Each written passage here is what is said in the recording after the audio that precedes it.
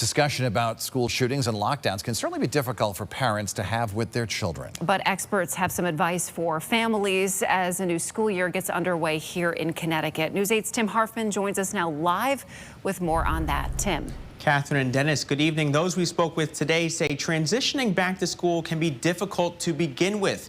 But this latest school shooting in Georgia may create fear and anxiety. We're told parents can't ignore the conversation, and it's important to be open with your children.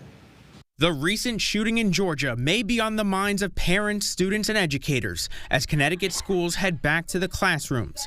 Dr. Ryan Loss, executive director at Connecticut Behavioral Health, says parents should create a sense of reassurance for their kids and approach the conversation differently based on a child's age. Kids in the early elementary and kindergarten ages, you're going to be very clear and concrete with them about certain information. As they start to get through later elementary school, middle school, into high school, they're going to have maybe more questions, more thoughts, more feelings that they're open to expressing about the situation. So we want to make sure we're listening, still providing certain levels of reassurance for them.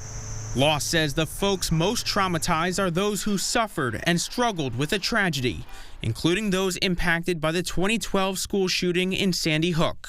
It's devastating and re-traumatizing for our community because the trauma, lingers for even over a decade here in Sandy Hook and Newtown.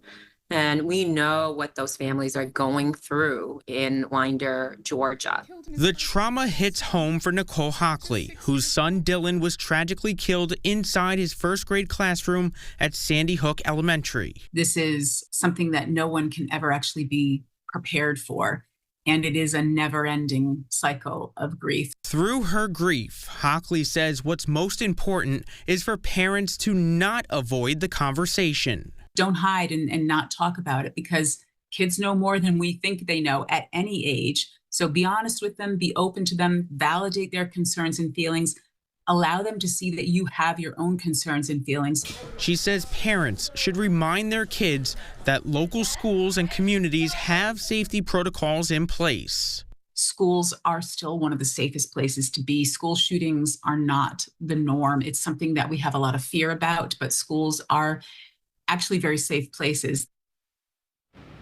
We're told that if you see something, hear something, or feel something, to say something. Parents and kids should have the ability to recognize when someone could be at risk of hurting themselves or others. We have a guide that can help parents with their conversation. It's at WTNH.com. I'm Tim Harfman, News 8. All right, Tim, thanks.